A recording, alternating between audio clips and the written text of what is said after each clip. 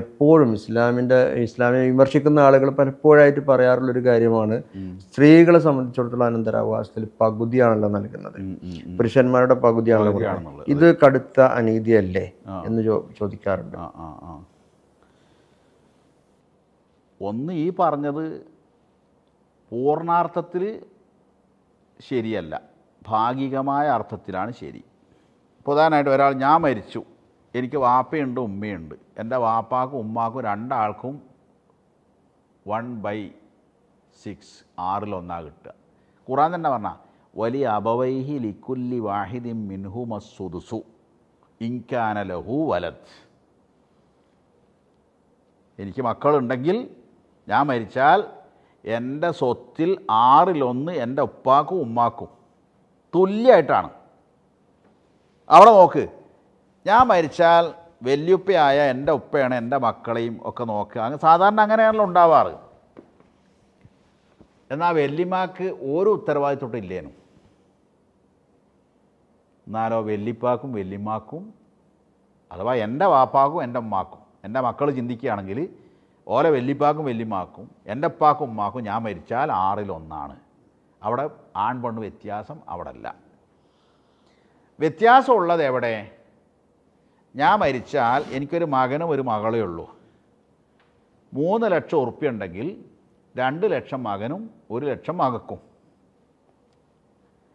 ഇനി നമ്മളിങ്ങനെ നോക്കുക, അപ്പോൾ 2 ലക്ഷം മകനുണ്ടല്ലോ, ഓനൊരു കല്യാണം കഴിക്കാൻ തീരുമാനിച്ചു. ഓന് മഹർ വാങ്ങണം, ഒരു 50,000 ഉറുപ്പ്യ കൂട്ടുക, കല്യാണം നടത്തണം, അതിനൊരു 50,000. അപ്പോൾ ഓൻ്റെ കയ്യിൽ ഇപ്പോൾ എത്രയായി? 1 ലക്ഷമായി. മകളെ കല്യാണം വന്ന് ഓക്ക് 50,000 മഹർ ഇങ്ങോട്ട് കിട്ടി. അപ്പോൾ ഓളെ കയ്യിൽ എത്രയായി?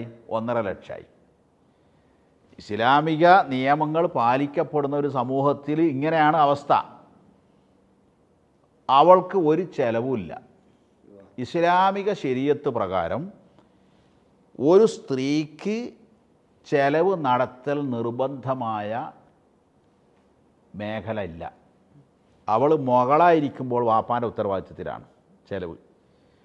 അവൾ ഭാര്യയായിരിക്കുമ്പോൾ ഭർത്താവിൻ്റെ സംരക്ഷണയിലും ചെലവിലുമാണ്. ഉമ്മയായിരിക്കുമ്പോൾ മക്കളുടെ സംരക്ഷണയിലും ചെലവിലാണ്. ഇത് നിർബന്ധമാണ്. എന്നുവെച്ചാൽ ഇതിൽ വീഴ്ച വിരിച്ചാൽ അവർ കുറ്റക്കാരാവും.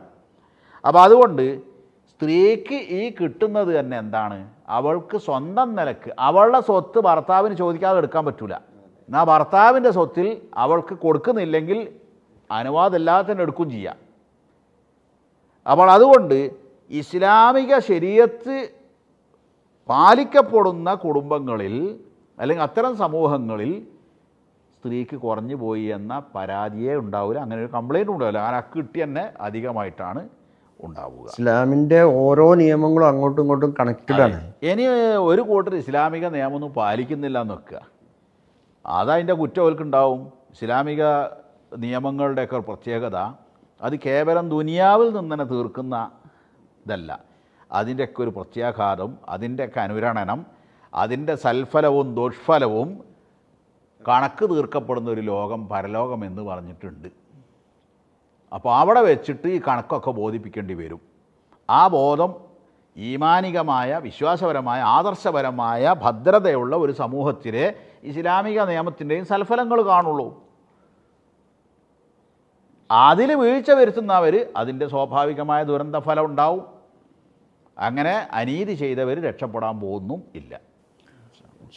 അപ്പോൾ ഇൻഷാ അല്ലാഹ് ഈ അനന്തരാവകാശം എന്നുള്ള വിഷയം വിശാലമായൊരു വിഷയമാണ്. അതിൽ ചെറിയ ചെറിയ കുറച്ച് കാര്യങ്ങൾ മാത്രമാണ് നമ്മൾ ഇപ്പോൾ സംസാരിച്ചിട്ടുള്ളത്. നിങ്ങളുടെ സംശയങ്ങളൊക്കെ നിങ്ങളുടെ ഈ യൂട്യൂബിൻ്റെ കമൻറ്റ് ബോക്സിലൊക്കെ നിങ്ങൾ രേഖപ്പെടുത്തുകയാണെങ്കിൽ ഇൻഷാ അല്ലാഹ് അതും ചേർത്തുകൊണ്ട് ഈ എപ്പിസോഡ് നമുക്ക് പിന്നീട് അതിൻ്റെ പൂർത്തീകരണത്തിലെത്തിക്കാം. ഇൻഷാ അല്ലാഹ്. അസ്സലാമു അലൈക്കും വറഹ്മത്തുള്ളാഹി വബറകാതുഹു.